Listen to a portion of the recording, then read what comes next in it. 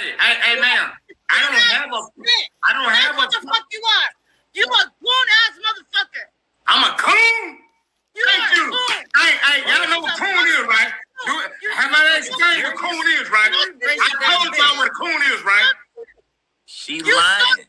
But this is the thing, she the white girl now. I told y'all what a coon is, right? Man, when I called her a white girl, I'm a white girl. That's why you like white women, right? Right out her corner. You had him in a corner like this. Call him all type of crackers and all that shit.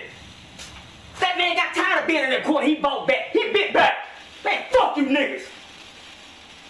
If I was white, I would have said that. I wouldn't have got back into the corner. If I was a white guy, I wouldn't have got back in the corner. I'd been calling y'all motherfucking niggas all fucking time.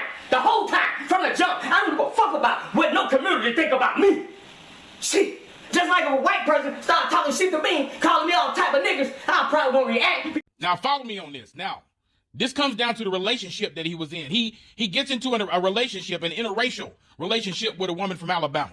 And his girlfriend, she moves to Mississippi to be with him. They become inseparable. They loved each other. And according to one of the family members, they're known as freaking frat. And this is where all the problems began. Percy started getting a lot of harassment because of this interracial relationship. And we know down in Mississippi, Alabama, Texas, a lot of other places, but especially in Mississippi, that's a no-no down there. They don't like that. So he started getting a lot of harassment, and it started getting very dangerous for him and his girlfriend. He was harassed so bad where some of the neighbors, and we're going to find out who they are, some of the neighbors started shooting at him, making threats. And it is known and proven that Percy was making calls to the police department, begging and pleading for them to protect him. And they did nothing. Is that a surprise? So October the 1st, Percy visited his mother, tells her about the shooting and harassment and everything. He hugs her tightly, not knowing that this was going to be the last time that they see each other. Percy went to go stay in a hotel that evening, and a friend arranges for Percy and his girlfriend to stay at that hotel for safety reasons. His girlfriend reports that Percy left the hotel that night to walk the dogs without his shoes but never returned. That's suspect to me.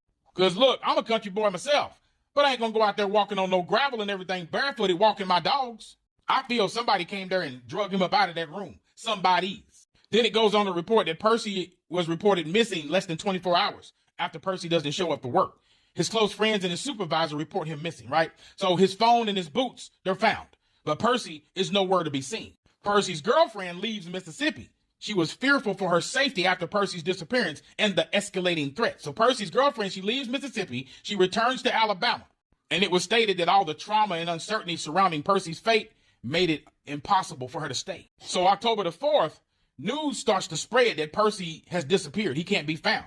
So a family friend notifies Percy's family after seeing the news report about his disappearance. So on October the 5th, the family receives notification. Percy's family is formally notified that he's missing.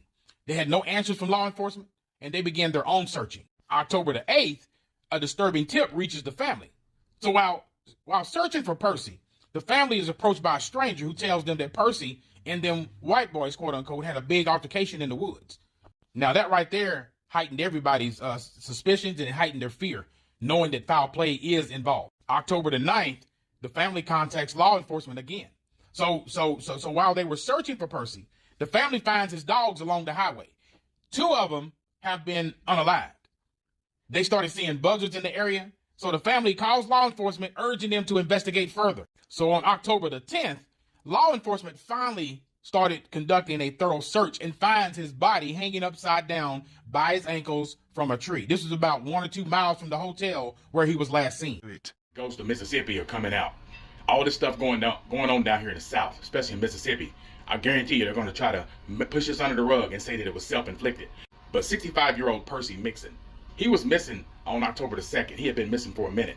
But on October the 11th, they found his body swinging from a tree.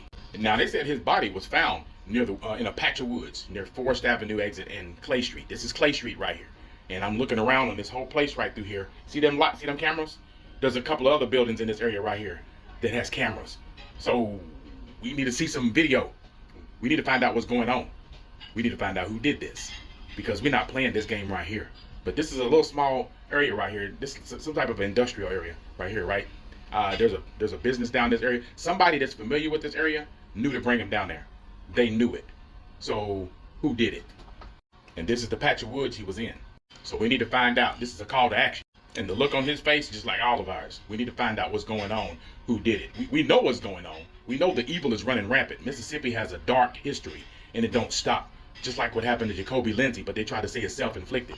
So this is a call to action. I need you to reach out to me. Reach out to us. We need to find out who did this. We need all this right here. This man was found hanging upside down by his feet from a tree.